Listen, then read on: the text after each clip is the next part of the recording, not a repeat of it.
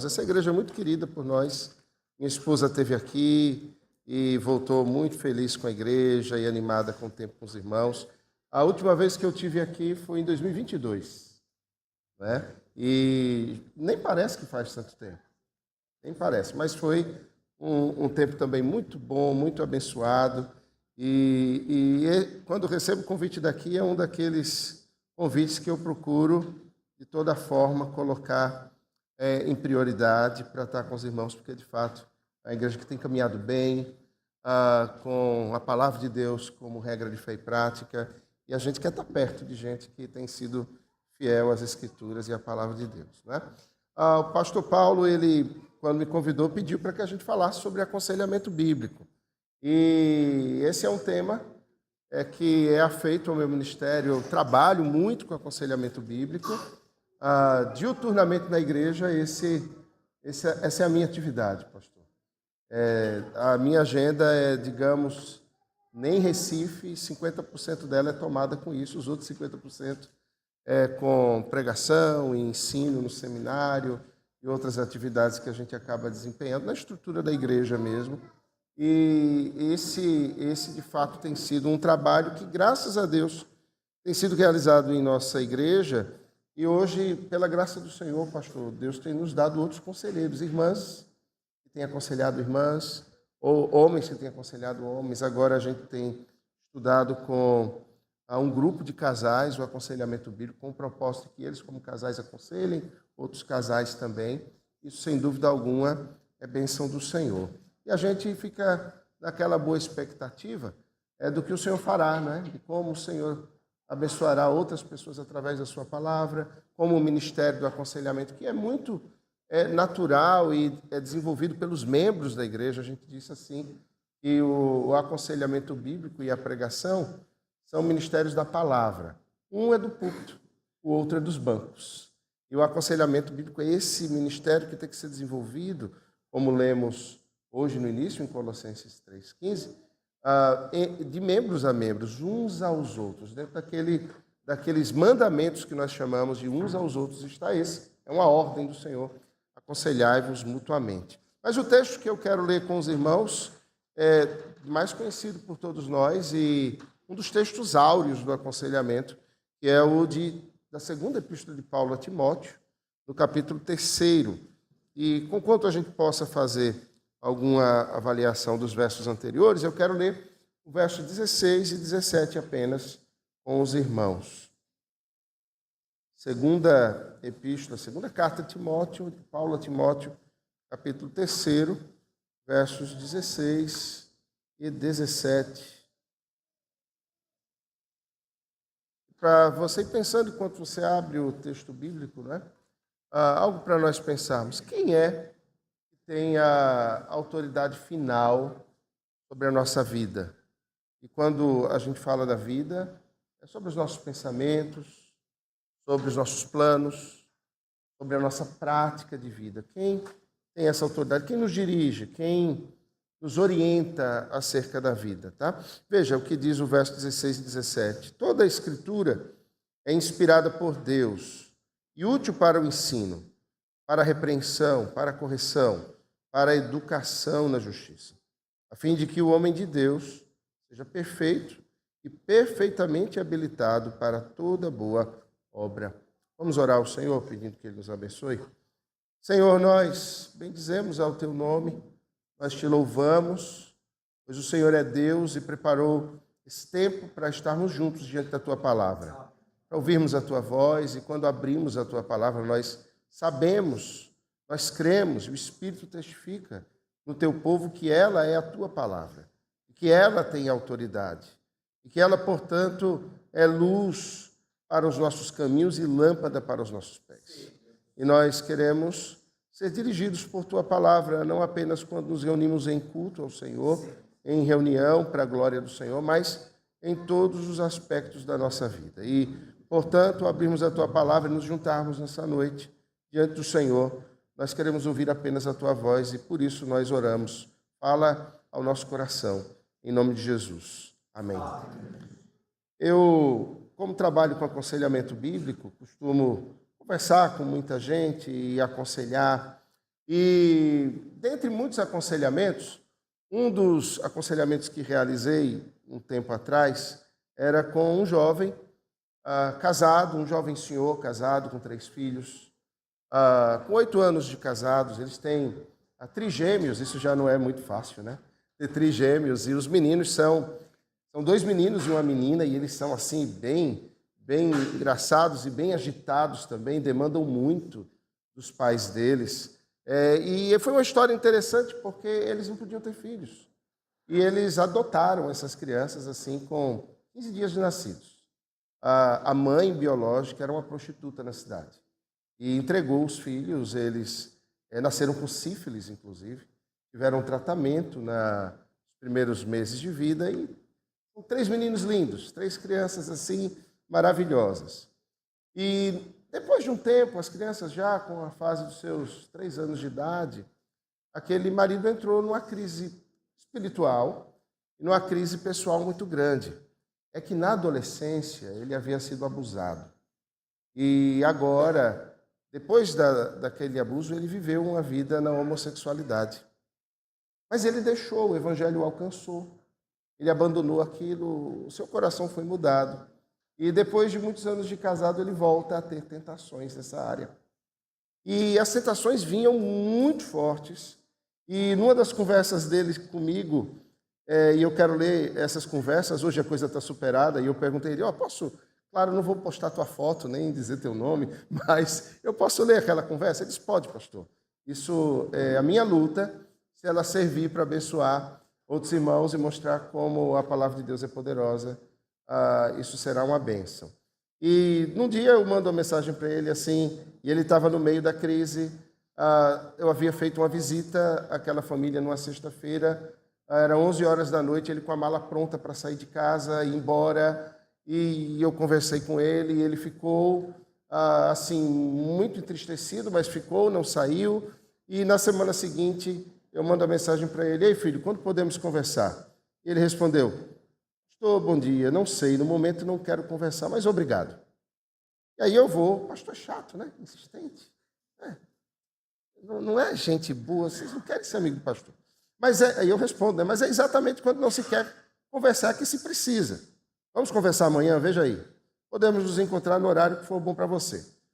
Podemos tomar um café no Rio Mar, que é um shopping que temos lá, ou podemos almoçar e ficar melhor para você. Cara, chato, né? Pastor diz assim, qualquer hora, qualquer minuto, até 3 horas da madrugada, vamos conversar. O cara não escapar.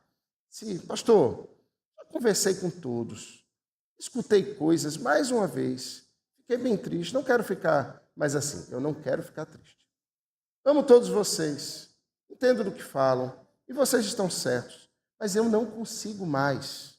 Tentei lutar, me esforcei para sentir algo novamente por minha esposa, me esforcei de verdade, embora que vocês acreditem que não, como eu escutei nesses últimos dias. Escutei novamente que sou um burro. Era burrice mesmo, porque o pecado emburrece, né, gente? Fui até impedido de ir para a casa dos meus pais. Isso fui eu que impedi, porque ele pediu para sair de casa e ir para a casa dos pais. Eu liguei para os pais dele, que são de uma outra igreja. Não recebe ele não, deixa ele para baixo da ponte. E aí eles disseram, e os pais disseram assim, pastor Vitor disse para a gente não receber, a gente vai seguir a orientação dele. E aí, o negócio veio para mim, né? E aí ele continua, para ficar conversando, ficar me entristecendo, no momento eu não prefiro não. E aí eu volto a falar com ele. Melhor é a repreensão franca do que o amor encoberto. Leais são as feridas feitas pelo que ama, porém os beijos de quem odeia são enganosos. A alma farta pisa o favo de mel, mas a alma faminta todo amargo é doce. Filho, imagine que sua casa está pegando fogo no meio da noite. Se dorme profundamente, exausto, talvez até sonhando com um lugar melhor. Do lado de fora, seu amigo mais leal vê a fumaça. Ele não bate educadamente na porta, ele não manda uma mensagem de texto. Ele arromba a porta, grita seu nome, joga água fria no seu rosto se for preciso. Aquele despertar é violento, desconfortável, talvez até irritante, mas é um ato de amor que salva a sua vida. É exatamente isso que todos nós estamos tentando fazer. A palavra de Deus mostra que o verdadeiro amor não se esconde, ele se expõe. A repreensão que você está recebendo não é um ataque, é o som do alarme de incêndio que para a sua alma e para a sua família. Sua alma está em perigo, você está em risco. E nós que te amamos estamos tentando te alertar. A conversa continua. Eu sei do perigo. Essa é a resposta dele. Sei que não é correto a se fazer.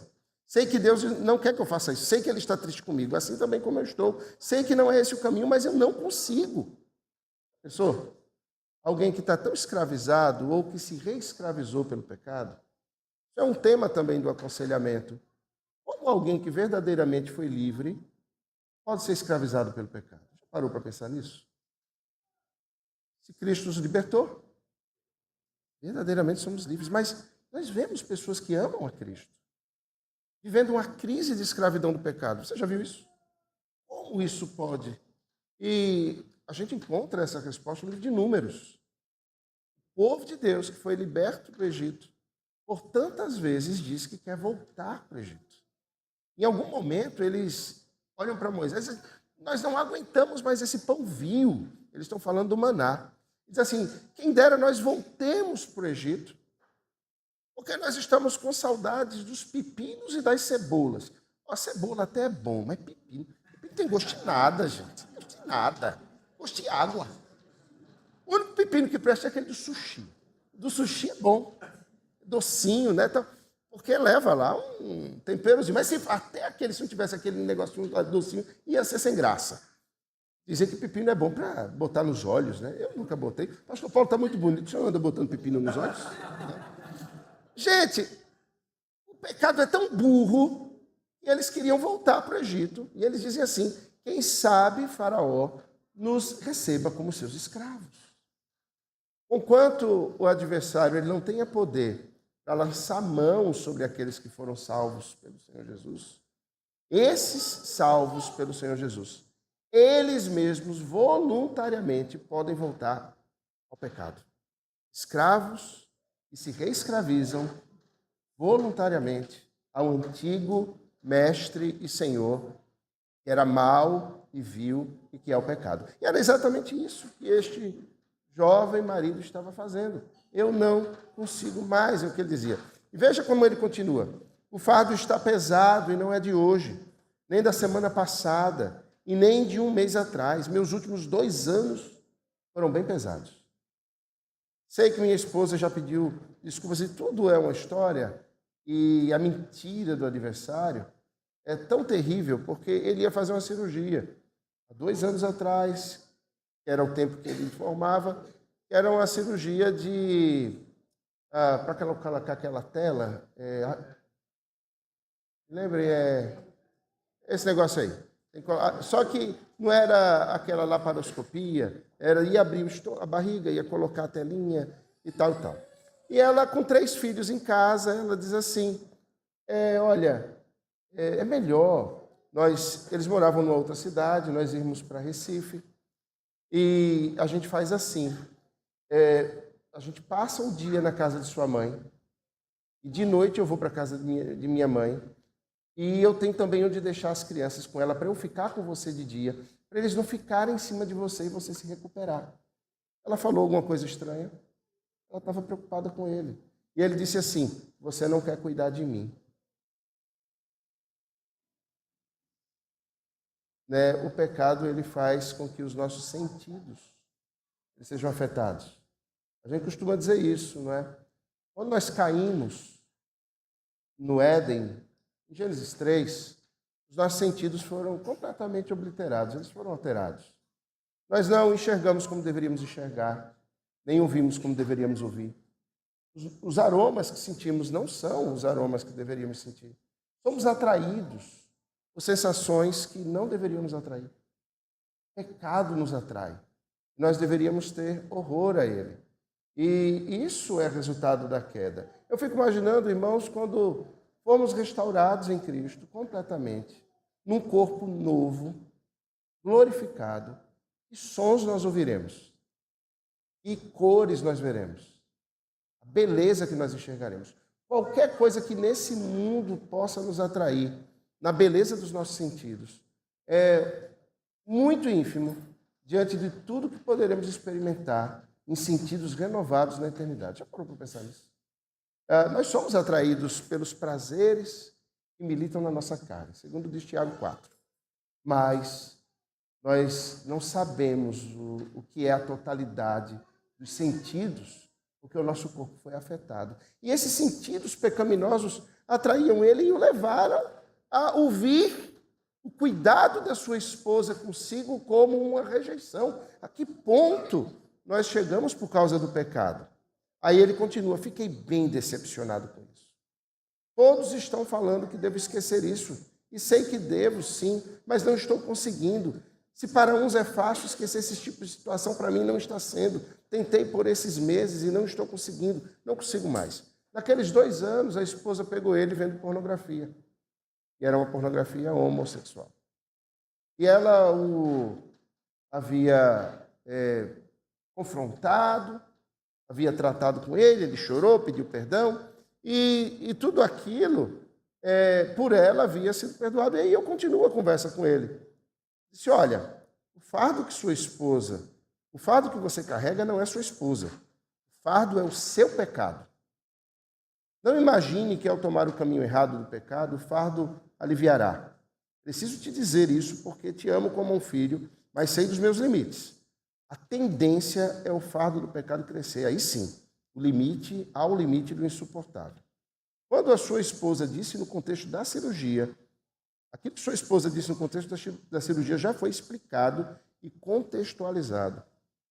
Isso é tão pequeno, mas tão irrelevante diante de tudo que você já fez a ela. Observe, essa mulher pagou e paga o preço para estar ao teu lado. Por vezes ela foi humilhada por teu pecado e ela sempre te perdoou e procurou te ajudar a vencer. De maneira lógica, num pensamento honesto, sem engano do pecado, você não teria direito de dizer algo contra ela. Observe, você quebrou os votos de maneiras voluntárias várias vezes e continua quebrando. Você não está enxergando a trave diante de si e quer abordar um possível cisco que haveria no olho dela. Isso tudo é um auto-engano, é a voz da serpente que tem falado e a qual você tem dado ouvidos porque quer. Esse é o caminho de morte. Entendo que, conquanto te alertemos, o passo do arrependimento e da humilhação do seu coração diante de Deus só poderá ser dado por você mesmo. Todavia, você tem as mãos do Senhor que querem te segurar e ajudar. Não resista ao Evangelho, não resista à voz de Deus. Se humilhe diante de sua poderosa mão, reconheça o seu terrível pecado e seja restaurado. Isso abrirá a porta para um novo tempo. Mas lembre-se, não se trata da sua esposa, se trata de você. Disso, de você reconhecer o seu pecado e ser renovado no Senhor. O pastor é chato, né? Ensina uma figura chata. E eu digo, bom, eu perdi esse camarada, ele não vai mais querer falar comigo, porque eu fui muito duro. Ele bota uma carinha de tristeza e diz, sei, entendo todas essas coisas, e isso me dói muito. Não por mim, mas por tudo que eu estou fazendo com as pessoas. Então pare, minha resposta, de pensar na sua esposa por um momento. E pense no Senhor, que deu a vida por você. Ele é a principal pessoa contra quem você tem erguido o punho em rebelião. Mas ele sempre está de braços abertos como o pai do filho pródigo. Ao se reconciliar com o Senhor e se submeter a Ele, você receberá forças para ir adiante. O problema é que você está tentando do seu jeito e das suas próprias forças. Não se isole, nenhum de nós consegue caminhar sozinho, nem você, nem eu. Nós precisamos uns dos outros, aconselharmos uns aos outros. Irmãos, o texto sagrado nos aponta para essa realidade de quem tem a palavra final. E toda a minha conversa que se segue com esse jovem é exatamente isso. Numa conversa final, a gente, lá à frente, vai dizer, fazer aquilo que a palavra de Deus nos impõe sempre dará certo. Fazer as coisas da maneira oposta ao que ela nos impõe sempre dará errado. Não tem meio termo. Se seguirmos a palavra, seremos abençoados. Se não seguirmos a palavra, não seremos abençoados. A gente entende isso. A questão é como é que a gente vive essa realidade, né? E a pergunta que eu fiz no início é essa: quem é que tem a palavra final? Nosso coração? No trabalho, quem tem a palavra final é o nosso chefe? Ou a promoção? Ou o melhor salário que receberemos? Em casa, quem tem a última palavra? O cônjuge? Você mesmo? Quem grita mais alto? Ou quem sabe, a fatura do cartão de crédito, é quem tem a última palavra. Nós vivemos, todos nós, sob autoridades, irmãos. Autoridades que são visíveis, autoridades que são invisíveis, autoridades que são imaginárias, outras são reais. Autoridades que se estabeleceram na nossa vida, na nossa história. Autoridades que são impostas a nós também. Mas na igreja temos a autoridade, que é a palavra de Deus, e muitos têm até dificuldade com a palavra de Deus reger a vida da igreja. Porque, vamos ser sinceros, todo mundo gostaria de ter a igreja que é do seu jeito. Não é? Pastor, como seria a igreja do seu jeito? Seria a igreja de Caraí? Seria não, deixa história. A igreja de Boa Viagem não é a igreja do meu jeito. Graças a Deus por isso. Porque se fosse do meu jeito, não ia dar certo. Não ia dar certo. Nós estamos num processo eleitoral para presbíteros na igreja. Pastor, eu sou tão chato, o senhor nem me imagina. E teve um presbítero já com mandato, e ele iria para, agora, uma renovação de mandato, e nós vetamos o nome dele.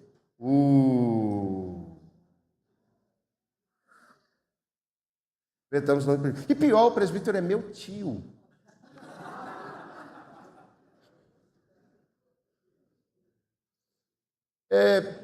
Nós havíamos tratado com ele algumas coisas, falado sobre algumas posturas e sobre teologia também. E ele não deu ouvidos. E numa conversa mais recente, nós falamos, presbítero, o que o senhor tem falado vai contra a nossa confissão de fé. E aí ele disse assim, eu lá quero saber de confissão de fé. E aí, numa conversa com ele, depois de tratarmos algumas coisas, ele disse assim, eu estou vendo que você não me quer como seu presbítero. Eu digo, presbítero, eu não quero mesmo não. Olhei assim no fundo dos olhos dele, do zoinho. Disse, eu não te quero como meu presbítero mesmo não. Eu nunca quis. Por mim, presbítero, o senhor não era oficial. Não fizeram uma avaliação teológica decente com o senhor. E eu já cheguei, quando eu cheguei na igreja eleita, o senhor já era presbítero. Mas se eu fosse pastor naquela época, eu não tinha deixado o senhor ser ordenado.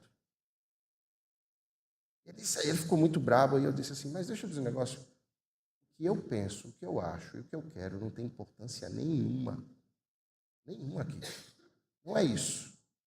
Porque se o irmão der um passo atrás, se submeter, resolvido. O senhor vai estudar, eu vou dar um prazo, vou fazer uma sabatina com o senhor e o senhor passar. A gente volta. E se levantou, bateu a porta e foi embora. Porque nós queremos o que nós queremos. E como crianças pequenas, nós dizemos assim, eu quero o que quero quando quero, e quando quero é melhor que esteja lá. E quando não está, a gente faz birra. As coisas são assim, mas na igreja nós entendemos a palavra de Deus, é autoridade, como uma igreja confessional e reformada, nós temos uma exposição doutrinária nos padrões de Westminster, e eu estou vinculado a isso. E todos os oficiais da igreja também. Quem dá as cartas na igreja? Pastor? Conselho? Não. A palavra de Deus. Ela é que é a autoridade. Mas não deveria ser diferente no restante da vida, o que os irmãos acham? A palavra de Deus, ela deve dar as cartas no que diz respeito a tudo na vida. A decisões de um marido que está em tentação. Caso extremo. Quem deve dar as cartas sobre as decisões que ele vai tomar? Escrituras. Se eu vou aceitar um convite para um determinado emprego, quem deve dar as cartas sobre isso? Escrituras. E a pergunta é muito simples. Em qual emprego eu serei mais útil para a glória de Deus? Entende? Ou em qual emprego eu poderei ter um retorno financeiro melhor para abençoar a minha família, aqueles que eu devo abençoar, mas também investir no reino de Deus? As perguntas que nós devemos fazer. A reforma protestante, nós estamos bem próximos de comemorarmos, pela graça de Deus, mais um ano desse fato histórico que marcou o mundo, não é? Nos deu retorno às Escrituras. Não é à toa que o grande tema da reforma protestante é o sola Escritura, né? Conversando com um padre certa vez, ele me dizia assim: grande heresia da reforma protestante é o sola escritura. Eu digo, arreda Satanás. Veja, a grande questão é termos uma autoridade sobre nós, sobre a qual nós não temos poder algum, que define e que não está disposta a negociar conosco. A palavra de Deus, ela não depende dos nossos interesses, daquilo que pensamos, daquilo que achamos, das nossas vontades, e ela não negocia com ninguém. A palavra de Deus, ela é, gostemos ou não gostemos, a palavra de Deus. E ela, por si só, tem autoridade. A gente vive num mundo, irmãos, em que manuais são necessários, né? Você vai montar um móvel, tem um manual. Se você compra, me deram de presente agora um negócio lá que eu ainda não tirei da caixa. Eu não sou muito afeito à tecnologia, eu não uso nem relógio, gente. Eu fiquei olhando o relógio do pastor Paulo, bonito. Eu coloco, fico incomodado. O celular, ele nunca toca, porque eu fico agoniado com o toque do celular, dá vontade de jogar pela janela. Eu sou arcaico, eu gostaria de morar no meio do mato. Sério, televisão lá em casa, eu não sei nem qual foi a última vez que a gente ligou. Sabe, eu não sou afeito. Me deram esse tablet aqui, olha, eu deixei na caixa por uns 3 meses. E não tirei, com medo que ele explodisse em cima de mim. Né? Tem dessas coisas. Tudo vem um manual, como é que você faz ou deixa de fazer. Para usar um celular tem um manual, para operar um software tem um manual. A questão é que é assim mesmo, e Deus deu um manual para a nossa vida. Há um manual para a vida. Há um manual para o nosso casamento, há um manual para a criação dos nossos filhos, há um manual para a educação deles, há um manual acerca da vida diante dos homens e da vida diante de Deus. Há um manual sobre todos os aspectos da nossa vida e ele não é feito na China. Esse manual é a palavra de Deus. Mas para todos os aspectos, ele é instrução, não apenas para a nossa alma, é instrução para o nosso corpo, entendendo que corpo e alma são uma unidade. E que aquilo que afeta o corpo afeta a alma, o que afeta a alma afeta o corpo. E diga que se você levar uma topada, isso não dói na alma. Dói. Os seus sentimentos e emoções não é só uma dor no dedão, mas é algo que afeta as suas emoções. Você dá uma topada e na mesma hora pensa assim, glória a Deus, todas as coisas cooperam para o bem daqueles que amam a Deus. Não é? Não é bem assim que a gente costuma agir, não é? Irmãos, são só 3 pontos, porque eu sou presbiteriano, então vamos ao primeiro deles, né? A palavra de Deus é a autoridade máxima. Essa é a questão. E essa é a questão que está em jogo, porque nós vivemos uma guerra hoje, que afeta a igreja, inclusive, que é uma guerra de semântica, é uma guerra de sentido, é uma guerra de conceitos. É uma guerra que vem tentar mudar o que as coisas são, o que é o homem, o que é a mulher, o que é a família, o que é o mundo.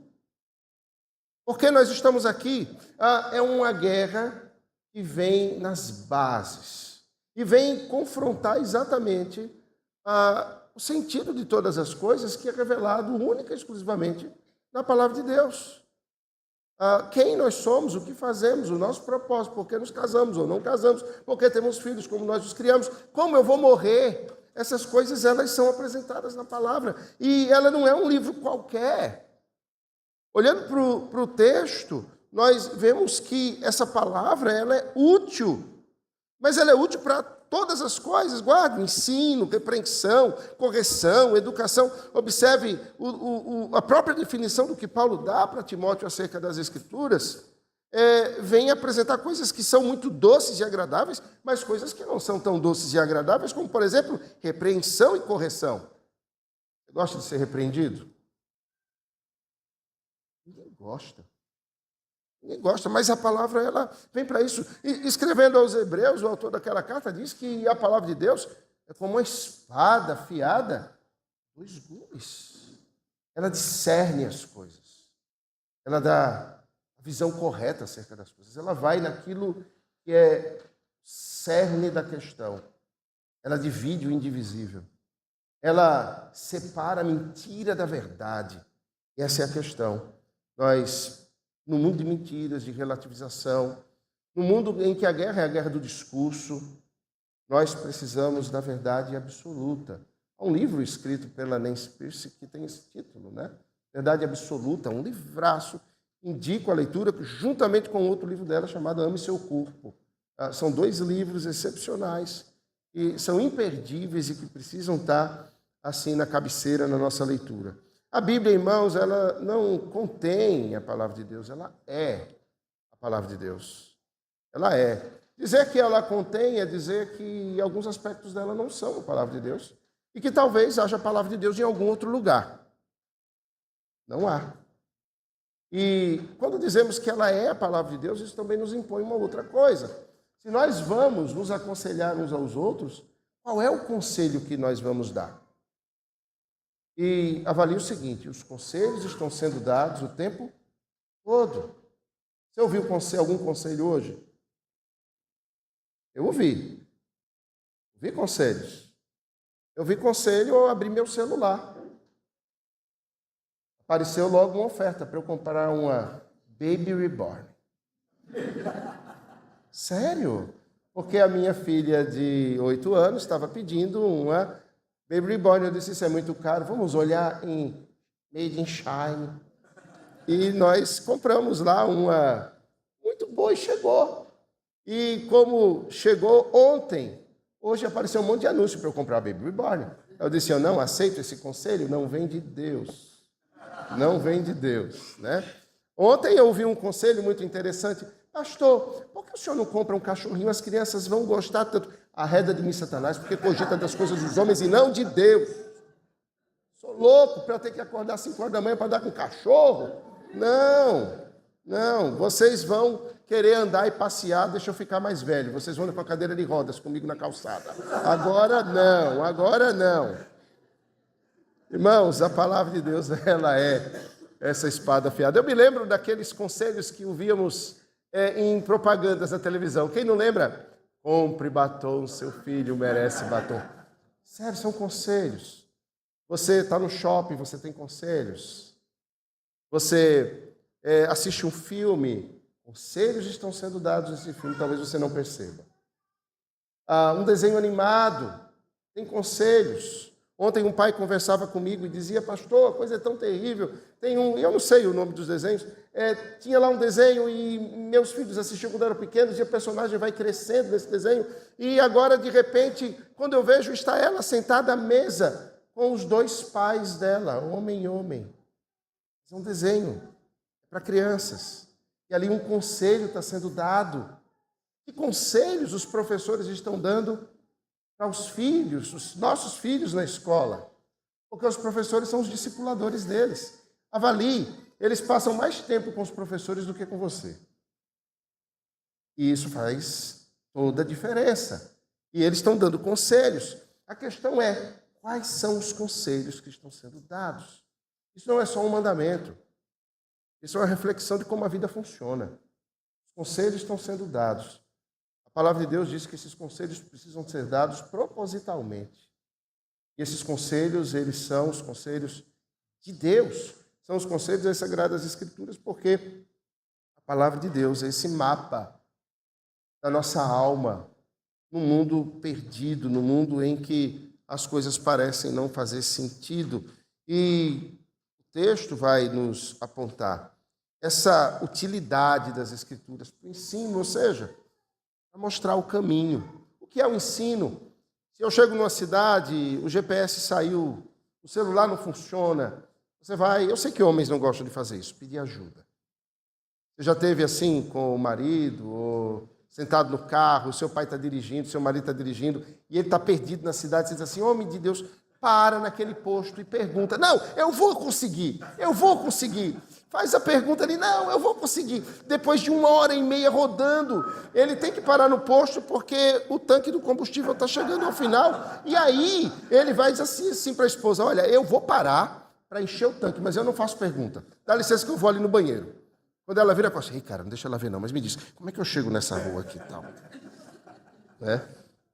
Bom, os homens são assim. E alguém vai ensinar. Vai dizer, olha, você pega essa rua, você entra à direita lá na frente, depois você entra no contrário da direita e você vai e tal. E ele ensina o caminho. Ele diz, interessante, Deuteronômio capítulo 6 vai falar sobre isso. E há um ensino que deve ser feito, e esse é um ensino multigeracional, que atravessa gerações. Tu, teu filho e o filho do teu filho. Né? É lindo esse texto de Deuteronômio. É o centro da vida de Israel, está ali o chamar, a declaração de fé deles, que deve ser o centro da igreja. Conselhos sendo passados de geração em geração, uns aos outros, e a igreja é isso, uma fé que é multigeracional, uma fé que é bíblica, irmãos, mas ela não é apenas bíblica, é uma fé que é bíblica e que atravessa gerações, ela é histórica. Nós somos apenas um elo de uma corrente histórica que emana do Éden e chegará na cidade em cujo Éden estará no meio. E nós vamos de geração em geração ensinando. Não é à toa que, quando você observa o verso 14 nesse texto, Paulo diz assim a Timóteo, tu, porém, permanece naquilo que aprendeste, e que foste inteirado, sabendo de quem o aprendeste, e que desde a infância sabes as sagradas letras que podem tornar-te sábio para a salvação pela fé em Cristo Jesus. Você ensinou, ou você aprendeu com sua mãe, aprendeu com sua avó, mantenha-se nesse caminho, foi ensinado esse caminho para você. A palavra de Deus, ela continua nos ensinando, e ela continua nos mantendo no caminho, mas ela não apenas ensina, mas ela repreende, e a repreensão, ela é aquele cuidado amoroso. Muitas vezes recebemos a repreensão de modo errado. Por exemplo, quando conversava com esse jovem marido, jovem senhor, deixando a casa. Quando eu escrevi aquele texto mais duro para ele, e eu li para vocês hoje, dizendo, é o seu pecado, é o seu pecado, é o seu pecado. Ele trabalha com saúde, ele trabalha em hospital, e ele havia ido para o plantão e ele não voltou para casa do plantão. E hospital hoje é um ambiente que não é muito fácil para aqueles que trabalham lá. Os plantões não são os mais puros possíveis. Há muitas coisas estranhas que acontecem. E ele ficou lá, ela ficou preocupada, ela falou no dia seguinte, eu mando esse texto para ele, eu sou bem duro. E ela disse, pastor, se o senhor for muito duro com ele, ele vai escorrer pelos dedos, ele não vai querer tratar mais. Mas eu tinha que repreendê-lo agora como aquele amigo, né, que chuta a porta e joga água gelada no rosto, porque um incêndio está acontecendo. E era um grito com ele. Pela graça do Senhor, a repreensão foi recebida do jeito certo. A repreensão, irmãos, é um alerta amoroso. Quando nós vemos alguém indo no caminho de morte, no caminho errado. O Senhor, ele nos dá mandamentos, né? E o Senhor Jesus, ele nos diz quais são os maiores deles. Amar ao Senhor Deus de todo o coração, alma e entendimento. E reflete lá Deuteronômio 6. E o segundo, semelhante a este, que é amar ao próximo como a si mesmo. Se nós amamos a Deus, nós amamos a sua palavra. Nós amamos o conselho de Deus. Ele está no nosso coração e nós lutamos diariamente para que esse conselho ele seja mantido. Nós somos autoaconselhados com a palavra de Deus. Mas se nós nos amamos mutuamente, nós amamos como amamos a nós mesmos, nós não deixamos esse que é o alvo do nosso amor trilhar um caminho errado. Nós repreendemos. O pai que vê um filho colocando um grampo na tomada não vai dar um grito. Para que ele não vá adiante. Para que ele não venha correr o risco de morte. A mesma coisa se dá na vida espiritual e nós muitas vezes nos fechamos no nosso quadrado, na nossa realidade. Dizemos assim, não, mas se eu disser alguma coisa, pode ser que fulano não goste. Primeira coisa, quando nós pensamos e agimos assim, nós estamos dizendo que nós não amamos suficientemente a palavra de Deus para corrermos o risco de perdermos uma amizade por causa dela. Nós precisamos estar dispostos a perder todas as coisas por causa da palavra de Deus, por causa do conselho de Deus. Fato. Segundo, nós, quando agimos assim e passamos ao largo, quando vemos alguém em perigo e não aconselhamos, nós estamos dizendo que não nos preocupamos o suficientemente com a vida dele para colocarmos em risco o nosso relacionamento em prol da salvação. Nós precisamos nos meter um na vida dos outros. Gente, isso não é fácil. Sobretudo para brasileiro. Nós, brasileiros, nós somos educados. Você quer ver um negócio? Tem um empresário chinês na minha igreja. Ele não tem a cultura brasileira. Ele é um sino-americano, nascido em Hong Kong, mas criado nos Estados Unidos. E ele é um empresário, dono, fundador, CEO de uma multinacional. A empresa dele está em 30 países. Ele decidiu vir morar em Recife. E ele mora lá, se tornou minha ovelha, se tornou minha igreja. E nós temos alguns projetos comuns na área de educação. E eu coordeno esses projetos para ele. E estamos desenvolvendo um programa educacional. Primeiro será estabelecido no Brasil, depois a gente vai levar isso para outros lugares, para a África e tal. E ele tem algumas ideias mirabolantes. E ninguém diz para ele que ele está errado, exceto eu. E aí, uma vez ele chegou para mim, porque a gente estava numa conversa assim tão aquecida, e um pessoal disse assim, vocês estavam brigando? Eu disse, não, a gente estava conversando amavelmente. Né? O chinês, ele fala alto quando ele quer as ideias deles. E você tem que ir na mesma vibe dele, senão você é engolido. E eu não tenho problema com isso. E a gente falando e tal. E eu dizendo, você está errado, não é assim. Ele parou e coçou a cabeça e disse, você não parece brasileiro. E eu, por quê? Ele disse, porque você diz a coisa muito na cara. Eu disse, é porque eu sou conselheiro bíblico. Você diz a coisa muito na cara. Eu gostei daquilo que ele disse. Irmãos, a gente rodeia demais.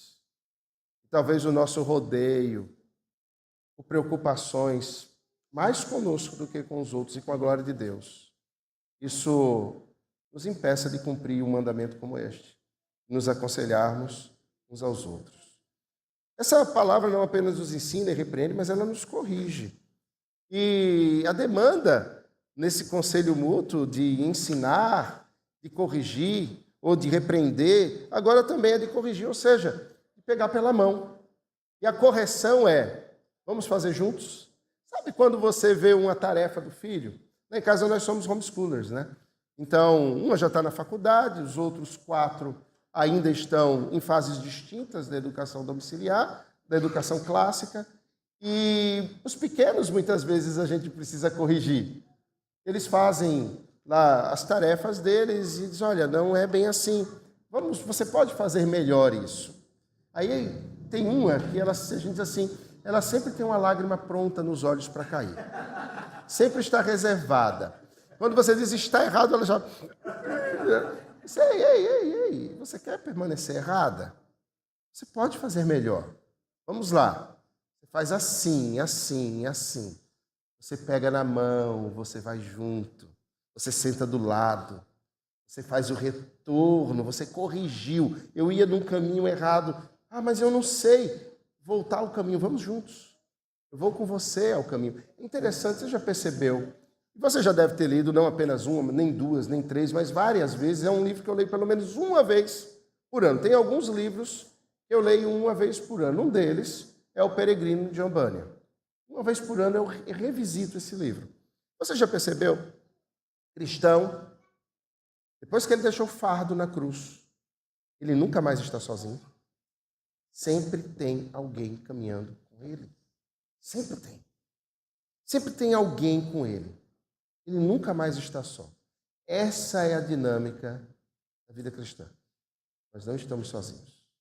Nós temos pessoas para nos ensinar, para nos repreender, para nos corrigir, para nos tomar pelas mãos, para nos conduzir de volta ao caminho. Pessoas que estão prontas a abrir a palavra de Deus e nos instruir na justiça, nos treinando para permanecermos no caminho e nos preparando para toda boa obra. Isso se dá nessa mutualidade do corpo de Cristo. E se dá também em gerações que estão juntas. Ontem avaliávamos um jovem que foi indicado para o presbiterato. Um bom rapaz, casado, 2 filhos, um homem que tem permanecido na igreja, está nos ministérios. E a conversa foi tão boa, e eu disse assim, olha, nós ficamos muito felizes de receber uma indicação de um homem jovem como você, ele tem 20 e poucos anos. E a gente disse assim, isso nos mostra que a igreja está indo no caminho em que haverá continuidade. Nós vamos passando e outros assumirão. Mas deixa eu pedir uma coisa a você, daqui a 2 anos nós teremos eleição para presbíteros de novo, porque nós fazemos os mandatos intercalados, né? E estão vencendo apenas 2 mandatos, dois mandatos agora. Você dificilmente será eleito. Mas daqui a 2 anos terá a eleição e vencerá mais 5 mandatos. E eu queria, se você entender, que assim é por bem, porque eu não vou vetar o seu nome, porque você tem os requisitos para ser um bom presbítero.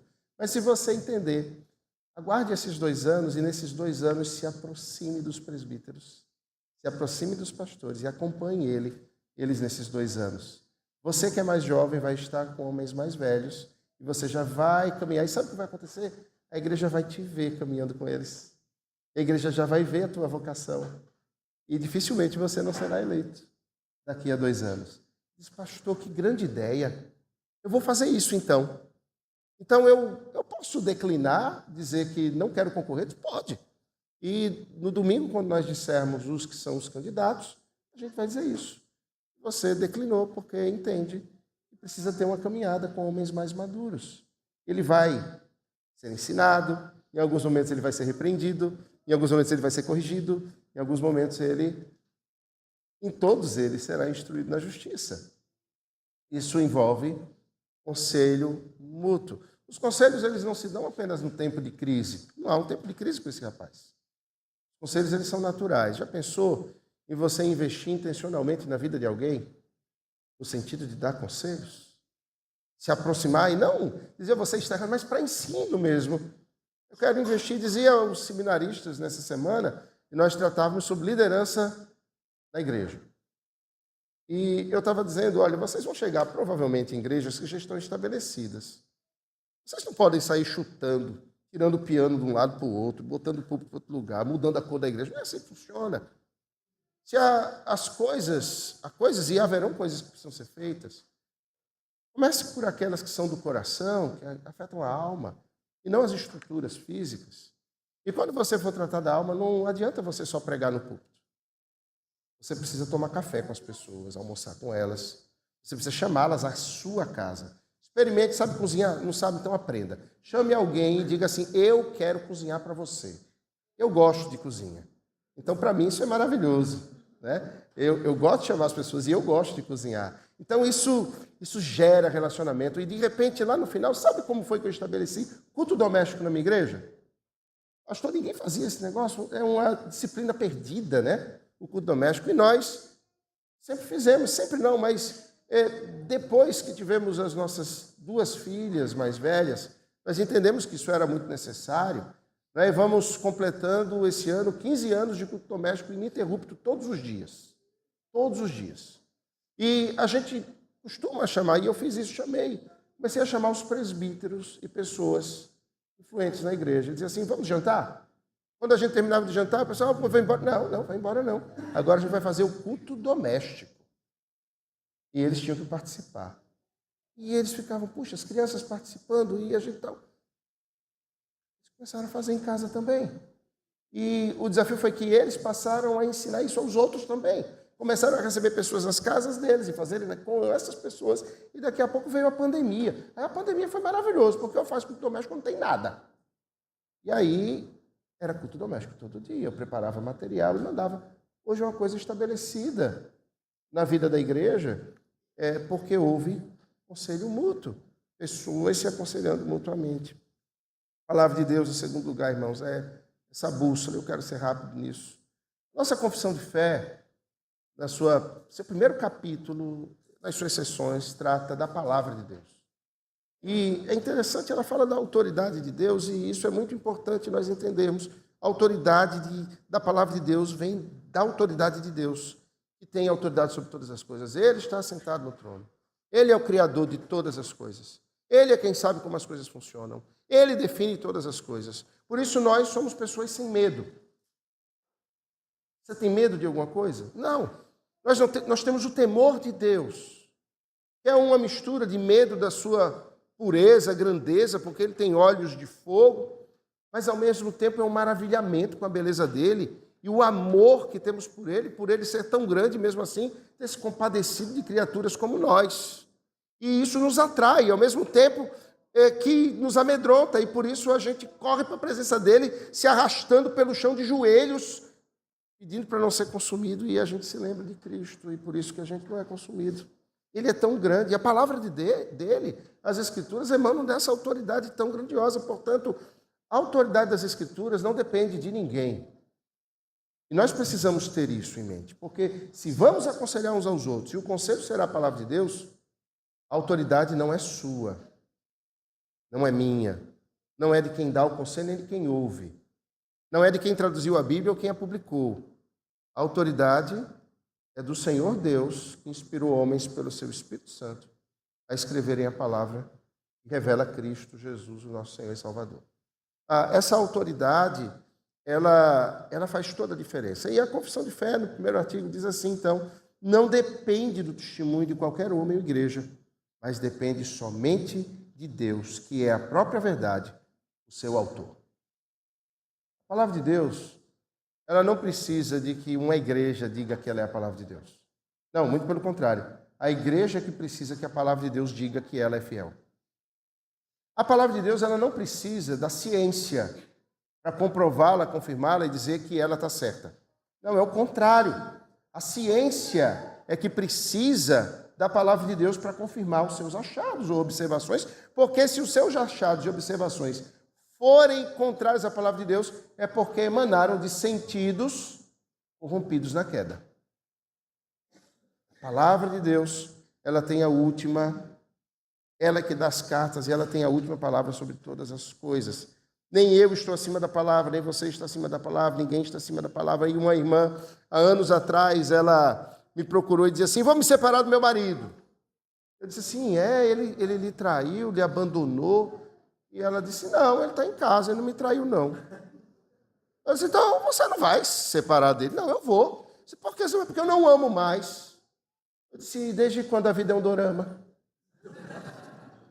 Desde quando? Desde quando a vida é um dorama? Não é assim que a vida funciona. Não é desse jeito. Né? E eu dizia a ela, não, filha, veja, vamos às duas cláusulas de exceção que Deus dá por causa da dureza do nosso coração para o divórcio. A gente foi olhar a palavra de Deus. E era o adultério, ele não estava em adultério. Era o abandono, ele não estava em abandono. Pastor, eu não amo mais, eu tenho direito de viver um grande amor.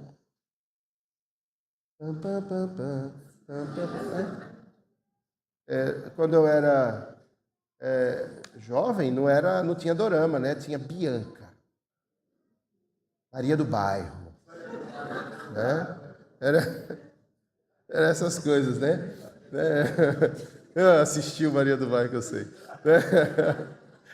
Maria do Bairro. Né? E tinha essas coisas.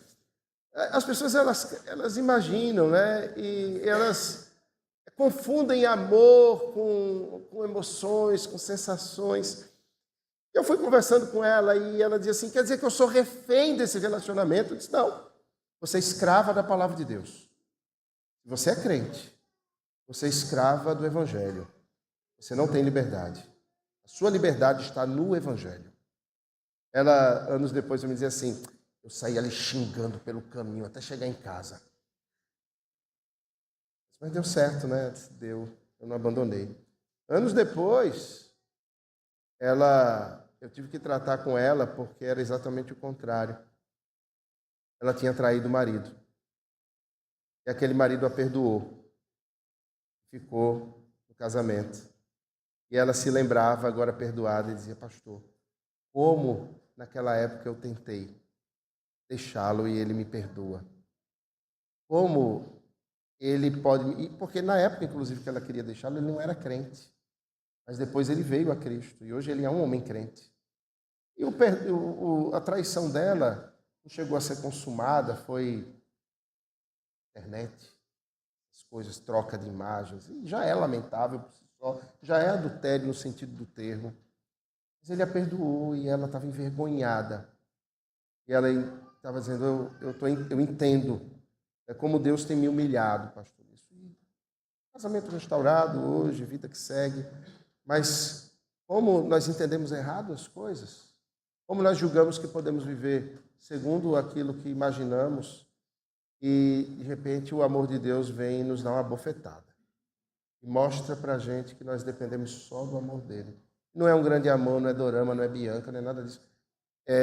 Nem Maria do Bairro. É a palavra de Deus. E nós precisamos de conselhos muitos. Irmãos, eu preciso de conselho. Você precisa de conselho e nenhum de nós pode caminhar sem essa mutualidade. Nós olhamos para as disciplinas que existem no mundo, para a doutrina, para os governos que existem, para as ideias, para os pensamentos, para a pedagogia, para as psicologias. E se aquilo que é dito por essas coisas, por essas linhas de pensamento, elas não estão submissas, portanto, à palavra de Deus, pode até ser uma boa ideia, pode ser bonito, pode ser uma coisa bem intencionada, uma bela tradição, mas não pode ser algo que iremos seguir, porque a exigência do Espírito é que nós vivamos fé e tenhamos as Escrituras como nossa única regra de fé e de prática. E a gente chega num terceiro ponto em que a gente vai ter essa palavra de Deus como única regra de fé e prática, entendendo que ela é suficiente para todas as coisas da vida. É claro que se você quiser consertar o seu carro, você não vai abrir um versículo bíblico, ele vai dizer como é que você desmonta um motor. Bom, não se trata disso. Eu quero fazer um pudim. Não, então vamos olhar lá em Timóteo e tal. Não é assim. Mas veja, a palavra de Deus, ela vai me ensinar a me humilhar e pedir ajuda àqueles que entendem. A palavra de Deus vai me dizer que eu preciso ser prudente e fazer os ajustes, as revisões no meu carro, para que eu não precise desmontar o motor dele. Vai dizer que a prudência exige que eu pegue uma boa receita e não vá fazer um pudim da minha cabeça, porque mesmo com receita ainda sai difícil. Coisa difícil é fazer um pudim. Esse negócio difícil, eu acho. Às vezes você vai desmontar o gosto é o mesmo, mas minhas filhas não querem comer como isso acontece. Por isso eu estou assim. E acaba que eu não ligo e eu como. Né? E eu não conheço pastor que não gosta de pudim. Você conhece algum? Pudim é a sobremesa do pastor. Se você chamar, faça pudim, você vai acertar. Não invente. Faça pudim. Irmãos, vamos trazer essa questão das Escrituras como nossa única regra de fé e de prática para segunda-feira. Porque a gente viver as Escrituras como regra de fé e prática do culto, no domingo, nesse encontro, é muito bom. Mas, e na segunda-feira? Se a Bíblia é suficiente para governar a igreja no domingo, ela é absolutamente suficiente para governar a sua vida em todos os demais dias. E é aqui que entra o conselho mútuo, que entra o aconselhar-vos uns aos outros, que entra o aconselhamento bíblico. Muitas pessoas vão buscar os conselhos, pagar por eles em vários lugares, mas não se submetem à palavra ou não vão à palavra porque não creem que ela é suficiente. Eu não estou falando dos ímpios, eu estou falando dos crentes. Muitos crentes desconfiam que as Escrituras não são suficientes.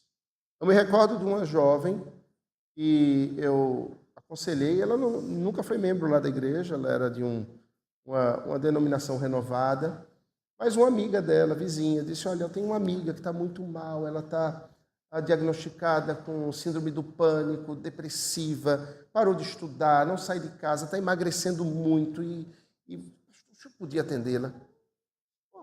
E ela foi. foi agarrada no braço da mãe, uma menina de 21 anos. Ela morava numa comunidade. E a comunidade tem as suas características, tem as suas preocupações, e conquanto seja um lugar seguro para quem mora lá. Pelo menos lá era. Mas trazia preocupações e medos àquela menina. E ela foi criando medos, e naquele primeiro encontro a mãe ficou de mão dada com ela, porque... E aos poucos a gente começou a conversar e tratar. Ela já via que ela estava em terapia, ela estava medicamentada, ela estava passando por todo o processo de cuidado médico e cuidado na área de terapias também. Mas a coisa não funcionava, não andava. E eu fiz uma pergunta para ela, eu disse, você tem medo de quê? Ela disse, eu tenho medo de tudo. Eu disse, tudo é muita coisa, né, minha filha? Então, resuma isso. Me fale 3 coisas que você tem medo. Eu me lembro, eu disse, pastor, eu tenho medo de abrir a porta da minha casa e uma bala perdida me acertar. Contexto de comunidade. Certo? Eu tenho medo de atravessar a rua, de estar andando sozinho, atravessar a rua, tropeçar, cair, bater a cabeça no chão e um ônibus ou um caminhão vir me atropelar. O que mais? Eu tenho medo de estar comendo, me engasgar, ficar sufocada e morrer sufocada. E ninguém, eu estou sozinha e ninguém vai me ajudar. Ela estava bem magrinha. Bem magrinha mesmo. Olha, é interessante porque os teus medos são medos assim, eu tenho medo de um ataque, sabe, alienígena. Eu tenho medo que os vermes malditos subam da terra. Não é isso. Eu tenho medo do apocalipse zumbi. Não são medos reais. Olha, você sabe, tem gente que morre de bala perdida todo dia. Principalmente lá no Rio de Janeiro. Niterói não. É lá no Rio de Janeiro. Tem gente que morre com bala perdida todo dia. Eu conheço um homem que se engasgou com um almôndega e morreu sufocado num prato de macarrão. E sabe, todo dia tem gente que tropeça, cai e o carro passa por cima. Pastor, o senhor quer me ajudar mesmo? Quero. A questão que eu quero dizer para você é que os seus medos, eles são possíveis, mas eles não são prováveis. Irmãos, se formos procurar coisas para ter medo, nós vamos ter medo de tudo. Você pode tomar banho, levar um choque. Um banho frio é melhor, inclusive para a conta de luz. Nós podemos dormir e simplesmente partimos, porque a gente não tem controle de nada. Você pega um carro, não sabe se vai chegar no lugar. Você pega um avião. Hoje tinha uma senhora, estava na fila na minha frente, e a gente estava conversando, eu não sei se está estampado na minha cara, pastor. Ela disse assim, o senhor é crente, né? Eu disse, eu sou. Ela disse, eu também, a paz do Senhor. Eu disse, ai, irmã, paz do Senhor. A senhora é da Assembleia de Deus? Está estampado, né? Paz do Senhor, Assembleia de Deus. Aí ela disse, sou, como é que o senhor sabe? Não, é que a senhora tem...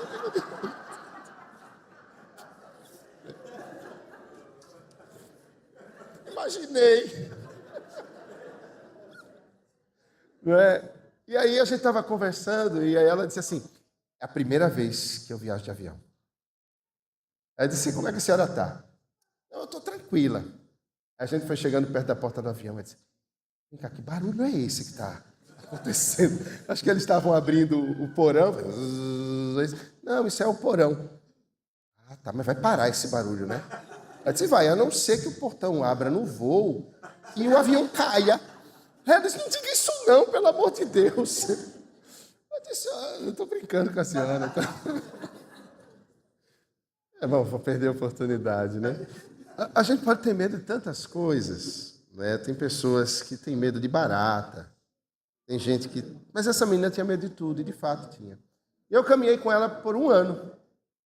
Eu trabalhei com ela, em primeiro lugar, ela era uma menina crente. Eu trabalhei com ela sobre a convicção de vida eterna. E que viver é Cristo e morrer é lucro. Dizendo para ela o seguinte, se uma bala perdida lhe alcançar, lucro, minha filha. Se você morrer atropelada, lucro. Se você morrer sufocada, lucro também. Pastor, mas eu não quero morrer assim, não. Mas vai ser lucro. É improvável, mas é possível. Segundo lugar, soberania de Deus. Você não vai ser capaz de acrescentar um palmo, um côvado, um segundo na sua vida. Nem ninguém será capaz de tirar um côvado, um minuto, um segundo da sua vida. Porque os seus dias estão todos registrados pelo Senhor. Os planos que Ele tem a seu respeito não vão deixar de acontecer por qualquer coisa. Ele vai conduzir você aos fins que Ele deseja. Em terceiro lugar, trabalhei com ela naquele ano providência de Deus. Boa providência e a má providência. Existe uma providência amarga, que Deus nos ensina. Na conversa com aquele marido, a gente vai chegar a isso daqui a pouco. Tristeza que se abateu na alma dele. Eu dizia, essa é a tristeza do Espírito. Essa é a tristeza, é uma bênção.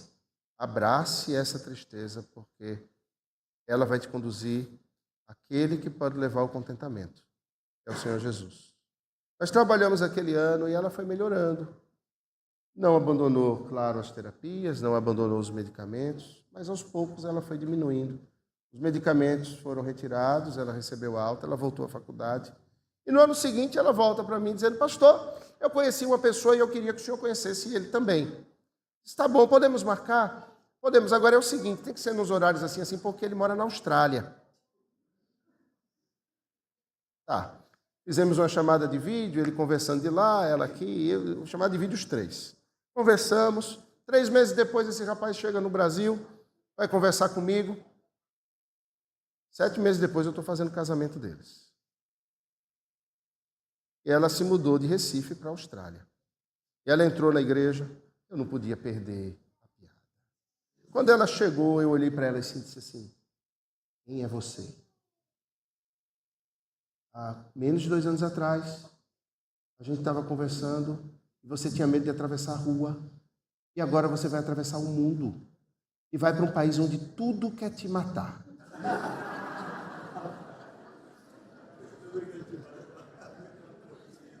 Tem crocodilo, tem orca, tem tubarão branco, tem a temporada da aranha, tem lesma assassina, tem canguru boxeador, tem... Como é que você vai atravessar o mundo e vai para um lugar em que tudo quer te matar? E ela disse assim, pastor, eu estou curada. Glória a Deus. A palavra de Deus levou-a a um ponto em que ela agora confiava e não tinha medo de nada. A palavra de Deus é libertadora, irmãos. Como ela é libertadora. Ela nos liberta de... Temos medo de não nos casarmos e vivermos sozinhos. Ela nos liberta de medo de criarmos os nossos filhos e vermos eles se desviando dos caminhos do Senhor. A gente tem medo dessas coisas. Pais tem isso aí, sabe? A gente olha e diz, Senhor, não permite, Senhor. A gente tem medo de errar com eles. A gente tem medo da violência do mundo. Quando a gente confia no Senhor, quando a gente tem a palavra de Deus, a gente não tem medo de nada disso.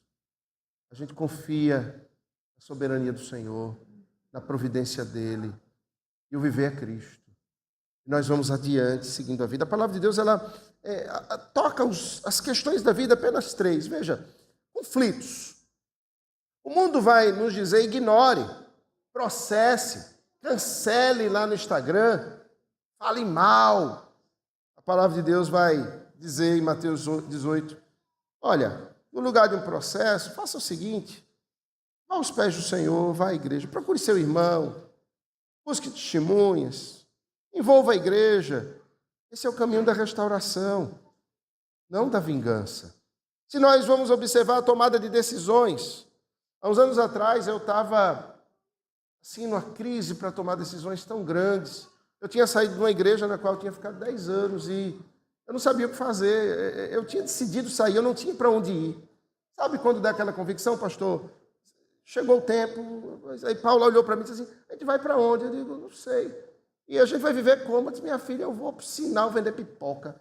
Eu volto a advogar, eu vendo pizza com cafezinho na praia. Não tem problema, mas eu entendo que chegou meu tempo. Eu vou sair. E eu avisei isso no meio do ano, para dar tempo de convidar um pastor, a igreja né, fazer, então, o seu processo eleitoral, como a igreja fez. Chegou o início de dezembro, pastor, não tinha convite nenhum. Miserável, né? Ninguém quer. Acho que é porque eu não tinha barba na época. Com barba fica melhor. E aí, em dezembro, nos 15 primeiros dias do mês de dezembro, surgiram 4 convites. E todos eram convites assim, mexiam com o coração. Era para trabalhar um pastor já idoso no norte do país e ele estava transitando para agora aposentar-se. E ele queria levar um pastor que conduzisse a igreja nesse período e que a igreja entendesse para ser uma possível substituição. Ele estava fazendo aquele processo sábio. Ele foi o plantador da igreja e agora ele estava querendo passar o bastão para alguém de confiança. E esse pastor havia tido uma grande influência na minha vida. E eu tinha um sentimento de gratidão muito grande a ele. Um outro convite tinha sido para uma excelente igreja em Goiás, para trabalhar com jovens, uma igreja com 1.500 membros, e eles tinham lá cerca de 200 e tantos jovens. E essa foi fácil de não ir, porque eles disseram que eu tinha que andar de bicicleta com eles 40 quilômetros toda semana. Eu digo, não dá para mim, não dá para mim, não dá para mim. Essa foi fácil. E teve outros convites, um deles era a capelania do seminário. Eu já era professor no seminário e naquele mês de dezembro eu havia recebido o convite para assumir a capelania do seminário. E eu fiquei, o que eu faço? Para todos os lados que eu olhava, eu dizia, todos os convites são maravilhosos. Eu liguei para o Valdeci. E disse, eu preciso de um conselho. E aquele conselho que o Valdeci me deu foi assim um divisor de águas para todas as minhas outras decisões na vida até hoje. Ele disse assim, Vitor, se você for para a igreja tal, vai ser uma bênção, você vai trabalhar lá assim. Se você for para a igreja, vai ser uma bênção, vai trabalhar assim. Mas se você for para o seminário, vai ser uma bênção, você vai trabalhar assim. O que você precisa pensar é, em qual desses lugares eu posso promover mais a glória de Deus, influenciar mais as gerações para a glória de Deus? Aí eu disse, o seminário. Porque enquanto eu for para uma igreja ou outra igreja, eu vou influenciar pessoas naquela localidade.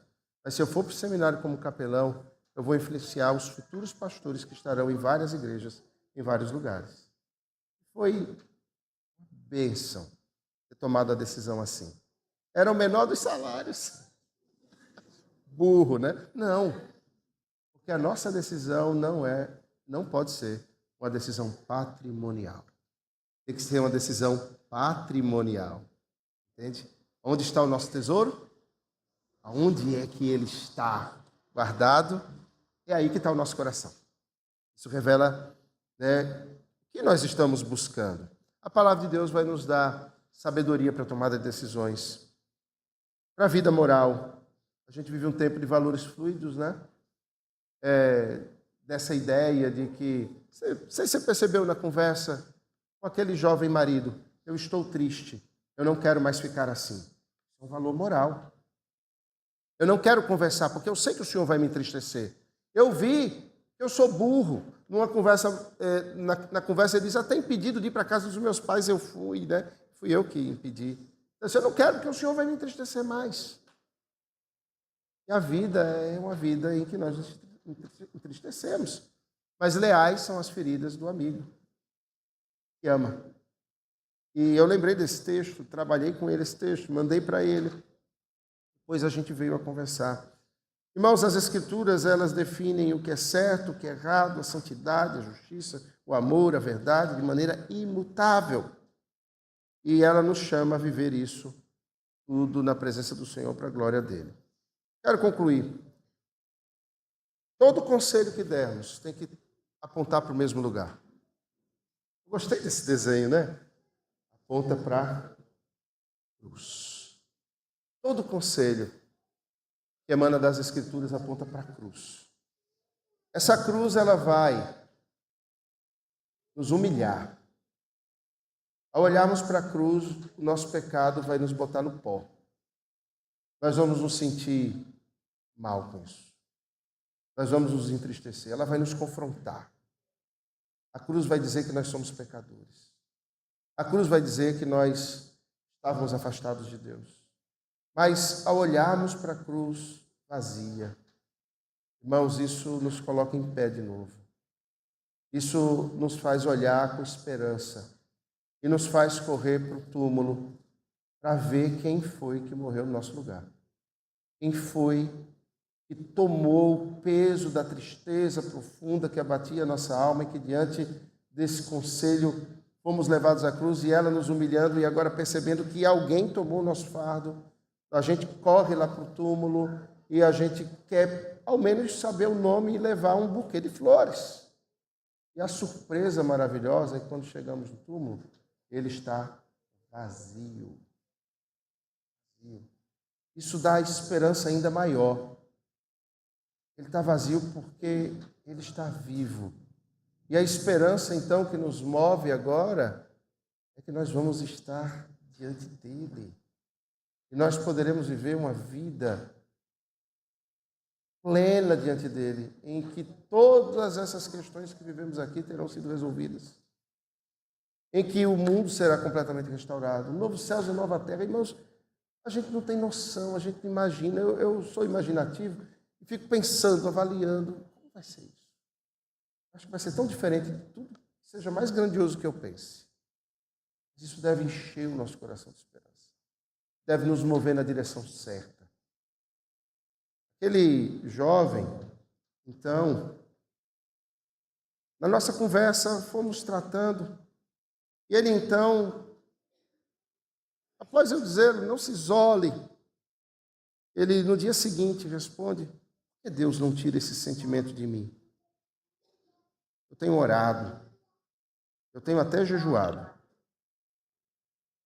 Eu respondi, eu sei que você tem lutado. Talvez essa luta demande atitudes mais firmes. Lembre-se, você não está sozinho. Vamos fazer uma caminhada juntos. Eu te conheço e tenho visto como sua alma está angustiada. Vamos iniciar esse processo, vamos tratar disso amanhã, vamos deixar de lado a conversa sobre o casamento e vamos tratar do seu coração. O problema não era o casamento. O problema era o coração dele. Enquanto o coração não fosse tratado diante de Deus, o casamento não seria tratado. Você poderia largar, ir para casa, tomar um banho, em seguida eu passo, te apanho, vamos comer um sushi e conversar, que tal? Faz o que eu digo, tu paga, miserável.